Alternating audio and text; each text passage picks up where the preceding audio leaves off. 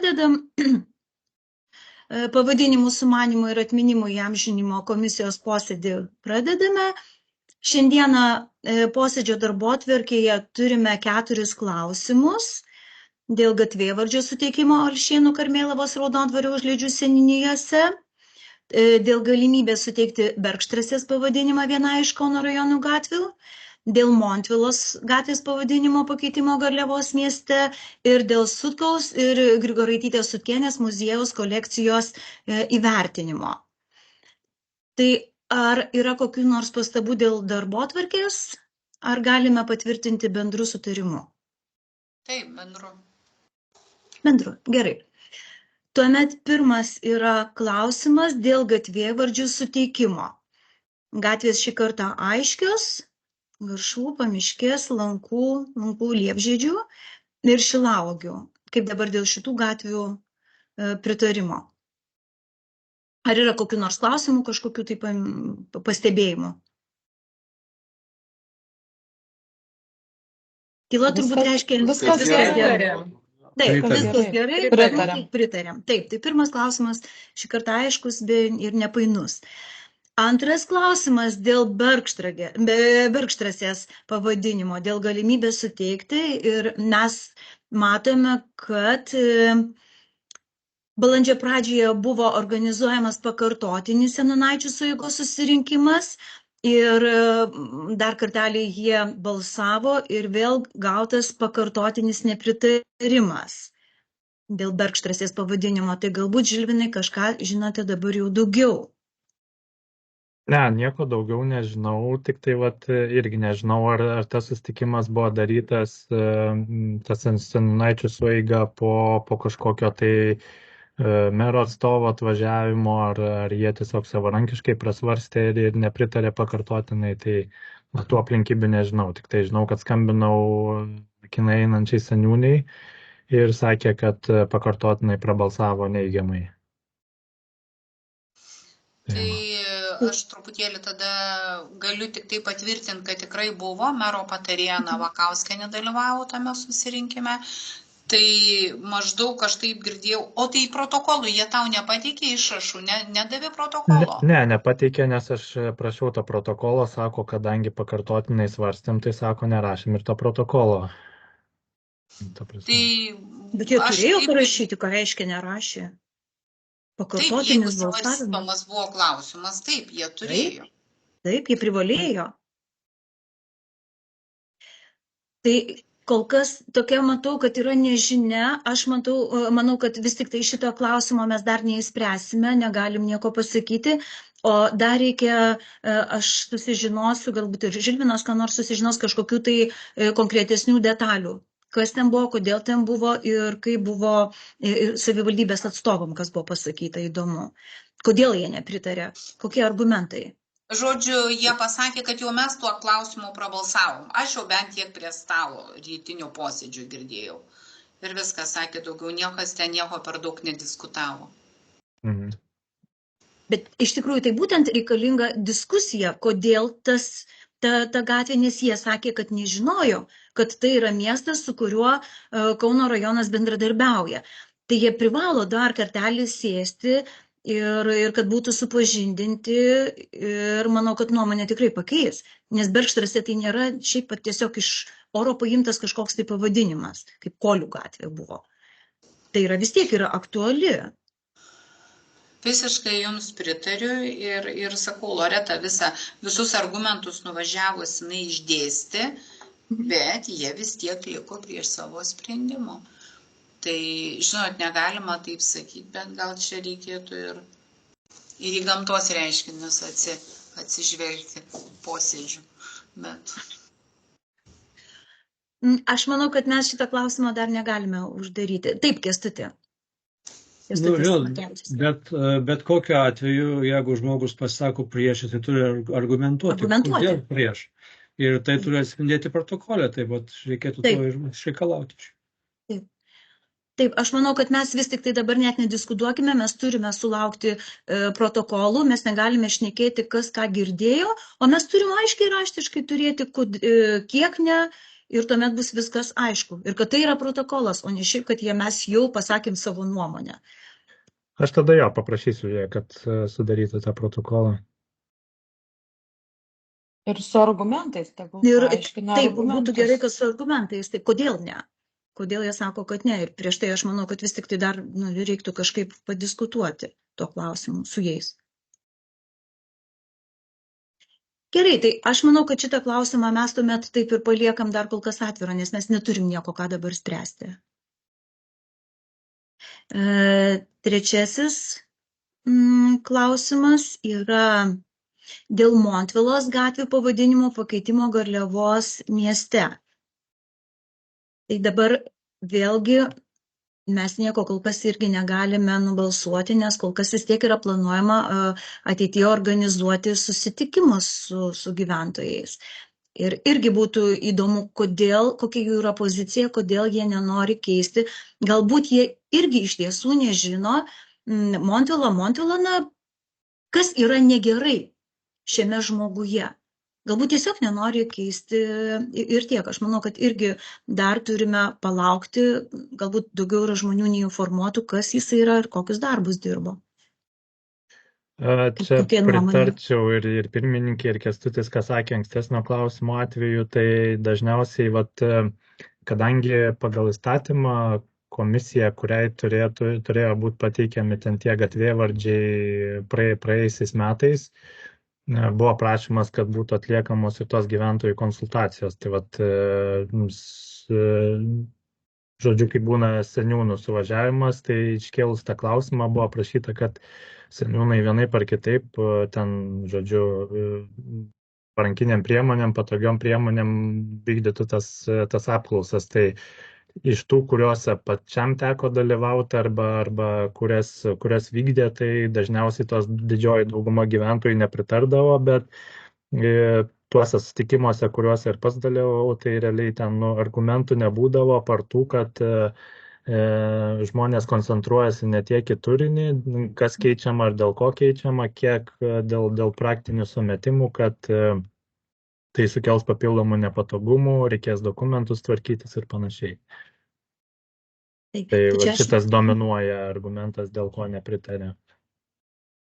Taip, manau, kad seniūnai čia turėtų irgi dirbti iš to klausimą. Taip, Rūta Černiauskienė. Aš tai norėčiau pasakyti, lygiai taip pat tuo pirmu klausimu, ką dabar mes kalbėjom dėl tos Bergštrasis gatvės, lygiai taip pat dėl Montvilos gatvės. Aš manau, kad tokiais atvejais, jeigu taip tęsiasi tokie dalykai, mesgi galėtume į posėdį pasikviesti seniūną, kuris tikrai vadovauja seniūnaičių sueigai, kuris visą puikiai žino situaciją, ne mes čia turėtume spėlioti, kaip būtų, jeigu būtų, taip, arba kas ten buvo, bet tegul jie ir pasako, jie ir po protokologi pasirašo. Ta prasme, tai negi mes čia dabar turim spėlioti. Nežinau, koks būtų pasiūlymas. Šiaip labai geras pasiūlymas, iš tiesų ir galėtų seniūnas paaiškinti, ką padarė tuo klausimu, kaip pristatė tuos klausimus, ir paaiškinti, kodėl ne, kodėl žmonės nesutinka. Čia labai geras iš tiesų pastebėjimas. Kitas dalykas kad mes keisdami pavadinimą turim turėti ir naują, į ką keičiamas, tai turi būti ir dėl to nuspręsta dar. Dabar į ką keisti, ar mes turėtume pasiūlyti, ar vis tik tai seniūno čia yra daugiau klausimas. Ar mes galime pasiūlyti komisiją? Nes paprastai siūlo ne komisija, mes tik tai jau sprendžiam, ar galime suteikti šitą pavadinimą. Galbūt patys žmonės gali kažką pasiūlyti, jiem patiems tenai gyventi, jiem būtų arčiau, jiem patiems smagiau. Taip tikrai aš irgi manau, kad jie turėtų patys apsvarstyti, ne mes. Savo sueigoje, savo susitikimuose. Nes jeigu mes iškelsime, jiems vėl gali paprasčiausiai nepatikti, o kodėl toks, mes tokio nenorėjome, mums gerai Montvilos ir taip toliau. Tai čia geriausias iš tiesų pastebėjimas būtų, kad pasikviestume seniūną į mūsų susitikimą ir kad jis pasakytų, kodėl yra. Ką padarė ir kodėl netinka. Šiaip komisijos galbūt matyčiau vaidmenį, jeigu keičiant pavadinimą, siūlymus teiktų svarstymui gyventojams asmenybių turbūt klausimų. Jeigu būtų svarstoma vieną asmenį keisti kažkokiu kitu, tai turbūt gal komisija galėtų pateikti kažkokį sąrašą svarstymui arba inicijuoti, nežinau. Bet kitu atveju tai pritariu Rūtai, kad jie turėtų patys jo apsispręsti. Patys, taip. Taip, Kęstutis Markevičius, dar kažką nori sakyti. Taip, ką Žilvinas sako, iš tikrųjų, tai tose visose seniūnijose yra žmonių ar tiesiog kitų pavadinimų, ką jie patys žino, tai pati bendruomenė turėtų įsirinkti šitą dalyką. Ir galbūt reiktų, jeigu tokius, sakysim, labiau neaiškius situacijos, taigi yra istorikų, kur galima atsivežti į tą sueigą, jų tiesiog paaiškinti, apie ką mes kalbam, kad žmonės suprastų. Tiek. Taip, o žmonės iš tiesų gali rinktis nebūtinai pavardę, jie gali būti ir tiesiog gatvė, kuri jiems patinka, nebūtinai pavardė. O jeigu yra kažkas labai iškilaus, žinomo ir tikrai aiškus nusipelnęs žmogus, gali jie siūlyti ir tokį žmogų. Bet čia visą tą turi padaryti seniūnas. Tai šiuo klausimu paliekame tada vėlgi atvirą kol kas klausimą, nors laiko pas mus nėra labai daug. Geriau, kad kuo greičiau mes čia išspręstume šitos klausimus. Tai reikėtų, manau, susisiekti dar ir su seniūnu pabendrauti. Nes su Žilvinu dar pašnekėsim tada. Taip. Žilvinai, pabendrausim. Taip, ir dar liko dabar 4 dėl Sutkų muziejaus kolekcijos įvertinimų. Tai čia dabar tada galiu aš taip, gal Žilvinai. tada plačiau išsiskleisti irgi, nes čia visi tie klausimai buvo tokie labiau gal naujienų pobūdžio. Tai kaip ir šnekėjom po susitikimo metu, kuris buvo sodyboje, vat ir Kęstučio buvo irgi mintis, kad inicijuoti raštą Lietuvos genocido ir rezistencijos tyrimų centrui. Nusiunčiant aš gavau iš sodybos, žodžiu, tų šeimininkų ir tos narsiečių bendruomenės pirmininkės šūsnį ten tų nuotraukų ir nuskanuota tą sąsiuvinį ten, kur rankraštis buvo, ir visą tą informaciją pateikiau, prašydamas, kad jie įvertintų, žodžiu, tos kolekcijos, kaip ir, nežinau, istorinę, archyvinę vertę.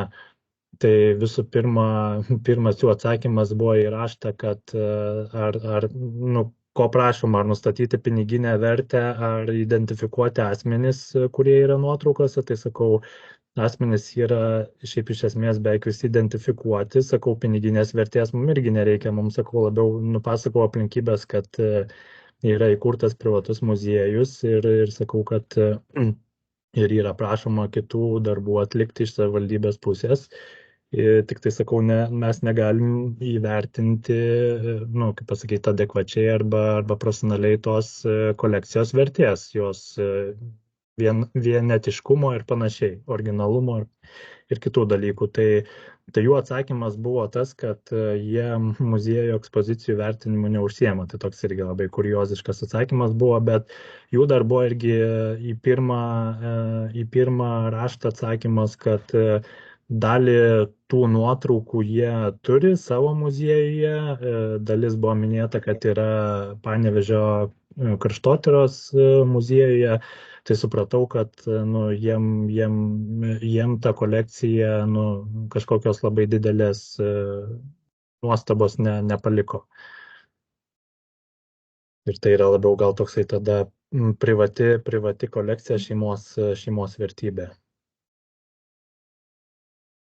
Ačiū, Žilvinai. Kęstuti, kažką norit sakyti keletą? Taip, kalbėjau su gerbiama Vilma iš bendruomenės. Tai sutarėm, kad kitoj savaitę mes važiuojam pas Rytą muziejaus direktorę, Karo muziejaus direktorę. Pažiūrėsim, kokią ten, ar tai parodėlę, ar kažką tai padaryti. Jeigu netinai, tai bent jau tremtinių salį kažką sugalvosim. Ir mūsų komisija Šaulių sąjungos yra tokia komisija prie Potvinskio klubų istorinės atminties. Tai pradėsim nuo ten ir paskui pasižiūrėsim. Labai keistas, aišku, genocido centro atsakymas, bet ką padarysim. Tikrai. Taip. Ir šiaip mačiau, kad jau Turizmo ir verslo informacijos centras irgi yra savo svetainiai pasitalpinęs, žodžiu, aprašymą tos vietos, žodžiu, ką patys sodybos šeimininkai ir Vilma buvo pateikę iš informacijos, tai jie yra įsidėję pas save prie lankytinų vietų kaip objektą. Tai, žodžiu, viešina iš savo pusės irgi. Taip, Algirdai. Žiūrėkit, dabar man tokia mintis kilo, mūsų Kauno rajono muziejaus kažkokia nuomonė, pozicija yra šito klausimu? Ar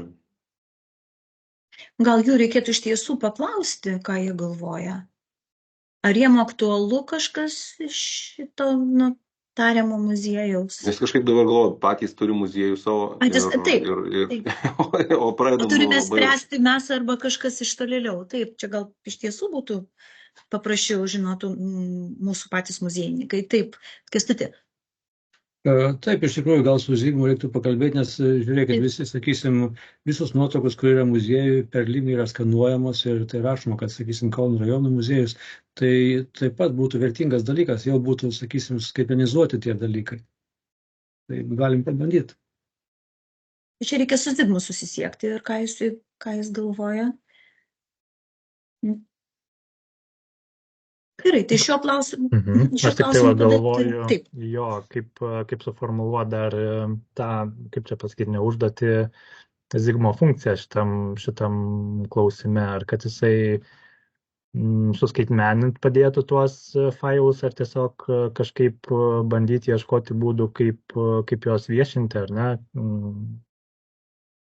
Bet ir žiūrėkit, bet ir pats įvertinimas, tik mes buvom pas jį su švietimo komitetu išvažiuojam posėdį, tai ta prasme jisai tikrai ten džiaugiasi, kad turi specialistus, kad yra toksai, kaip aš sakyt, proto centras, tai ten tikrai vardino tuos žmonės su mokslais, su laipsniais, tai gal tikrai galėtų ir padėti iš tikrųjų realiai, sakykim, vertinime pačiame. Įvertinti, jie tiesiog galbūt galėtų įvertinti, taip. Ar čia ir pasiliktų šeimos toks kaip ir, ar čia kažką aukščiau mes turėtume kaip rajono muziejų? Galbūt iš tiesų turėtų jie žmonių kompetentingų. Aš irgi taip galvoju, kad jisai vietinės reikšmės yra taip. Gerai, sakėt, kad ten iš tikrųjų Žilvinas, aš tai pilnai tikiu tos nuotraukos, kad nenustebino ten, sakykime, Vilniaus Panevėžio, nes, realiai patys pripažinkim, kad tas, kas yra, jį daug kas turi arba pasidalinę, ten labai sunku kažką atrasti. Tai, kad mūsų kraštui naudinga iš tikrųjų kažkokia paroda ar muziejus ir kad tai galėtų būti net ir globojama muziejus, man atrodo visiškai normalu. Tai jau mūsų muziejus tai bent turėtų žinoti, ką mes turim tokio ir sakykime, ne kuo pasidalinti arba kuo pasidžiaugti. Dar čia biblioteka būna, paprastai daro tuos žinynus, yra tas elektroninius žinynus, ten krašto pažinimo, kur yra kraštotyrinė medžiaga kažkokia, tai ten galėtų gal irgi būti talpinama apskritai apie to paminklo, įamžinimo, sodybos atsiradimo istoriją ir panašiai. Bet manau, pirmiausia, reikėtų išsiaiškinti, ar verta, kiek verta tai padaryti. Galbūt kiekvienas šeimoje turi daug tokių nuotraukų, prisiminimų, ne vien ta šeima, ne vien Sutkų, ir galbūt čia sakys, tai vieną dabar iškėlėme, aš irgi turiu, tai prašau, ir mano muziejų atidarykite. Kitas sakys, ir aš turiu savo šeimoje tokį. Tai tiesiog galbūt istorikai ir tie žmonės, kurie dirba, jie galbūt įvertintų. Tie Zigmo, turiu omeny Zigmo žmonės. Jeigu jisai iš tiesų turi kompetentingų žmonių. Aš tai irgi, žiūrėkit, dabar šį galvoju, pats galvoju, suorat, kaip mes vaikai buvom, tai vis tiek, jeigu kažkoks yra kraštotyrininkas, mokytojas, tai mes randam kokį rakandą ir tempiam, ne? Aš ne kažkaip, arba ten, sakykime, tie nacionaliniai muziejai ten važiuoja, perenka kažką iš tų pakraščių, o kaip dabar yra, net sunku pasakyti, nes atrodo, kaip ir mes matėm, tie žmonės kažką surinkę, nori tą savo šeimos istoriją pasidalinti. Kitas gal sakys, ką jūs čia juokina, ta prasme, aš nueisiu pas save, pasikuisiu pastogiai, ten priversiu tų rakandų visokių, tų ratelių, žinai.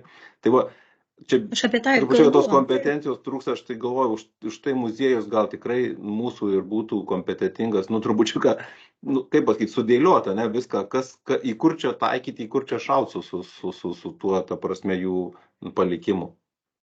O iš tiesų, kaip Kęstutis sako, labai puiku, jeigu tenais visą tą palikimą kažkokia paroda vyksta padaryti, patalpinti, kad karo muziejuje valio. Tai labai iš tiesų smagu, kad taip gali būti. Ir paskui vėl atgal į vietą sugrąžinti. Taip, Kęstuti.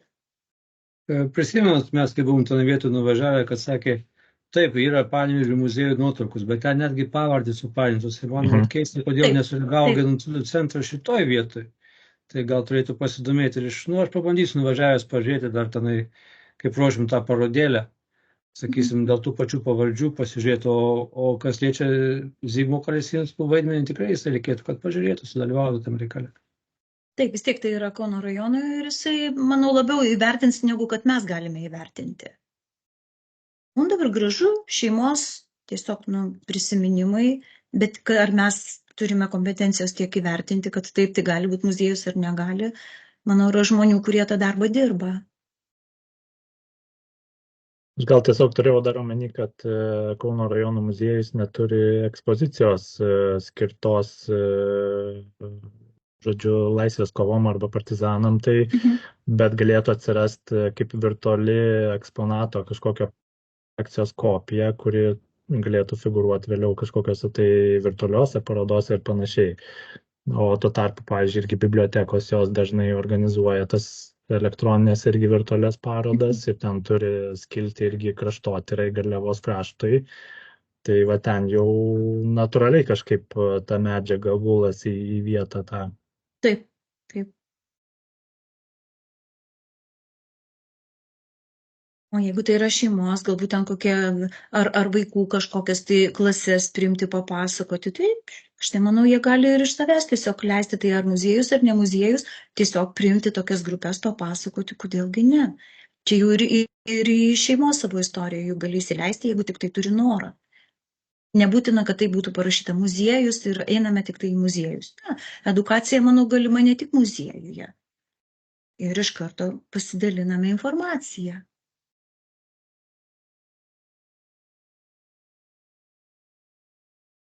Tai kaip ir dabar rezumuojant, tai vis tiek reikėtų galbūt su Zigmu susisiekti šituo klausimu ir tiesiog pasiklausti, ką jisai galvoja ir išsiaiškinsime.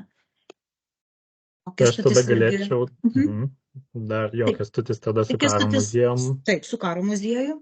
Taip. Aš su biblioteka galėčiau, ar tada su Kauno rajono muziejum, ar man, ar tada kažkas iš jūsų ketintumėt susisiekti? Ar man tada padaryti? Tai gal jūs Žilvinas tą klausimą. Gerai. Ir Žilvinas dar tau. Susisieksite, Žilvinai. Gerai, ačiū. Ir Kęstuti dar kažką norėjote?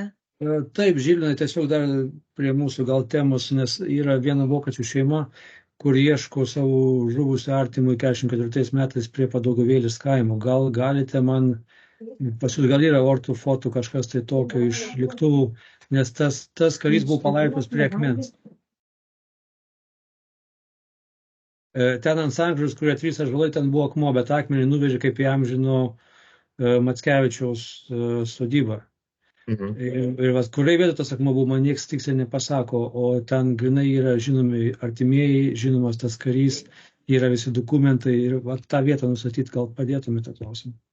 Gerai, aš tada pabandysiu tų ortofotų paieškoti, tik tai jų iš karto galiu pasakyti, kad kokybė yra tokia, kad akmuo ten šiaip nemažas vis tiek, bet šiaip gali matytis, reikėtų žiūrėti nuotrauką.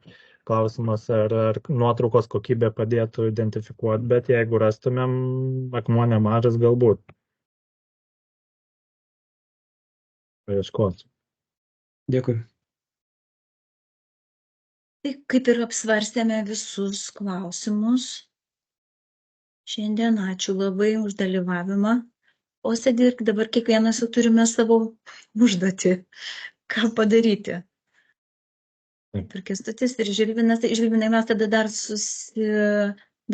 galim susišnekėti, kaip ten ką ir ko klausim, ką daryti. Tai tada ačiū labai visiems už dalyvavimą.